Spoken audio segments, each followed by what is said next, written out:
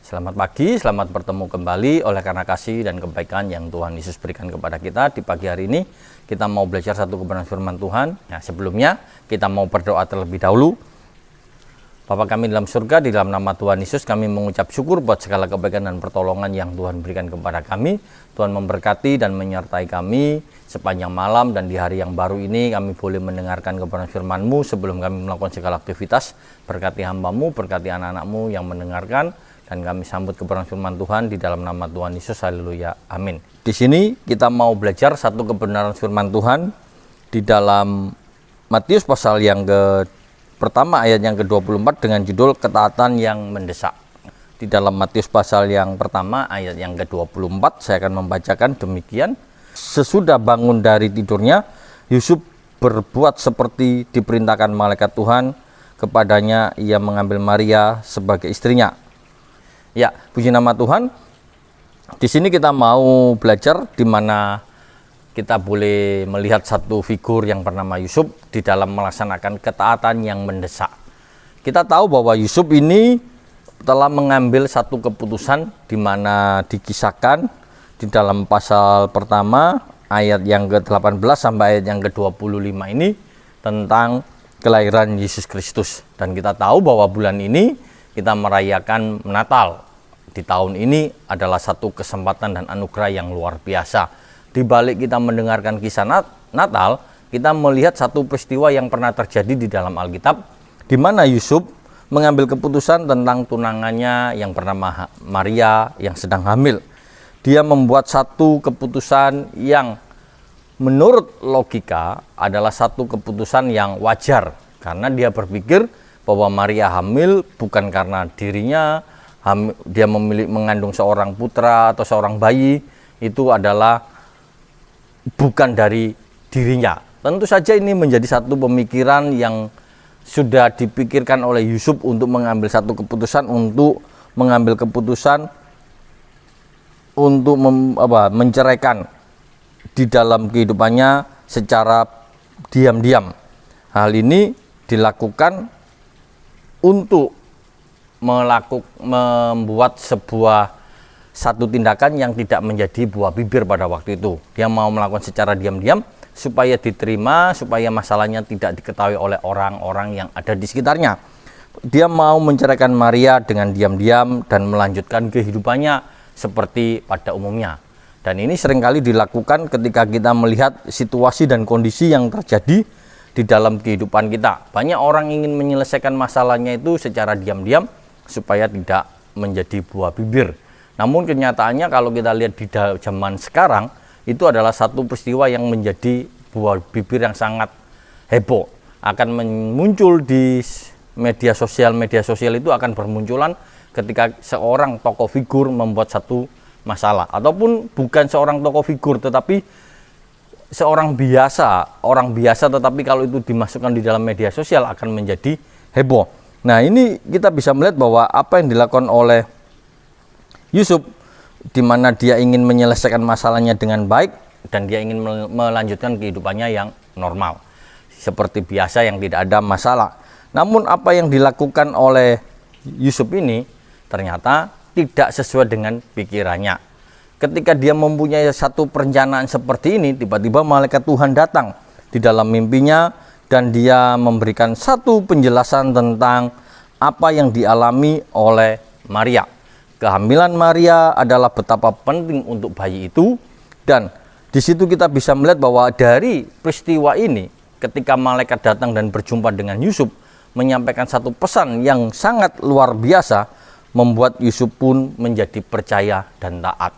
Nah, di sini kita bisa melihat bahwa setelah anak itu dilahirkan, seorang malaikat pun datang lagi memberitahukan kepada Yusuf untuk segera meninggalkan Bethlehem untuk pergi ke Mesir. Dan kalau kita melihat di sini adalah hal yang sangat luar biasa, karena pesan malaikat akan terjadi pembunuhan bayi pada waktu itu yang dilakukan oleh Raja Herodes. Tentu saja ini adalah menjadi satu pemikiran buat Yusuf.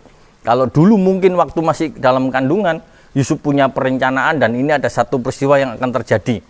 Tentu saja Yusuf bisa berpikir, lebih baik ini dia tidak mau pergi supaya bayinya dibunuh oleh Herodes. Menjadi satu jalan keluar menurut pemikiran kita. Tetapi kalau kita lihat ternyata Yusuf tidak berpikir demikian. Justru Yusuf percaya dan taat bahwa akan terjadinya pembunuhan bayi oleh Raja Herodes.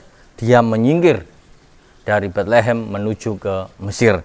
Di sini kita bisa melihat bahwa ada hal yang sangat luar biasa, bahwa Yusuf memiliki satu sikap taat yang sungguh-sungguh kepada Tuhan meskipun dalam situasi yang tidak baik. Di sini kita bisa melihat bahwa apa yang terjadi ketika Yusuf mengabaikan pernyataan Allah yang jelas itu. Tentu saja kita akan melihat bahwa Yusuf akan melihat satu peristiwa di mana Yusuf tidak akan melihat kasih karunia Tuhan yang sungguh luar biasa. Ketika Yusuf mungkin tidak taat pada waktu itu, mungkin Yusuf bisa menerima satu hal yang tidak menyenangkan di dalam hidupnya. Tetapi di sini kita bisa melihat bahwa Yusuf terbangun dan kita bisa melihat bahwa apa yang dia terima dengan jelas dan dia bisa menerima secara logika, dia bisa menerima dengan nalarnya sendiri. Dengan mimpi bertemu dengan malaikat Tuhan merupakan satu peristiwa yang sungguh-sungguh pesan yang penting. Dan di sini kita bisa melihat bahwa Yusuf menerima pesan itu adalah dengan menerima dengan ketaatannya yang sungguh-sungguh. Di sini kita bisa melihat bahwa ketika dia percaya mendengar pesan itu dan dia mau melakukan dengan sungguh-sungguh, kita bisa melihat bahwa ada berkat yang diterima oleh Yusuf. Berkat yang tidak terhilang dan bahaya yang dihadapi oleh Yusuf bisa dilalukan. Di sini kita boleh belajar di dalam satu kehidupan Yusuf untuk kita renungkan di dalam kehidupan kita. Bagi kita, ketaatan seolah-olah menjadi keadaan yang mendesak. Ketaatan seolah-olah menjadi satu dorongan untuk menekan kita.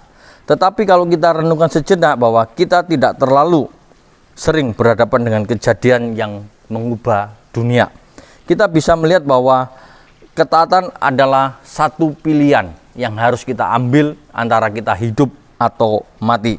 Tetapi kalau kita mau merenungkan secara mendalam, secara sungguh-sungguh, prinsipnya yaitu tetap sama.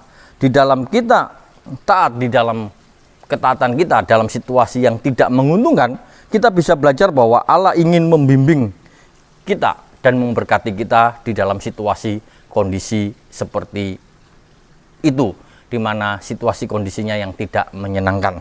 Nah, di sini kita bisa belajar bahwa kita tidak akan mungkin mengalami berkat Tuhan secara penuh kalau kita tidak berserah kepada pimpinan Tuhan. Kita mau belajar bahwa apa perintah Allah dan harus kita lakukan itu adalah satu komitmen kita di dalam kita melaksanakan. Karena itu ketika kita taat, maka kita akan melihat apa yang akan Tuhan lakukan di dalam hidup kita. Di dalam ketaatan kita akan melihat proses Tuhan mengajar dan memimpin di dalam kehidupan kita. Di pagi hari ini kita boleh belajar untuk taat dalam situasi yang tidak memungkinkan.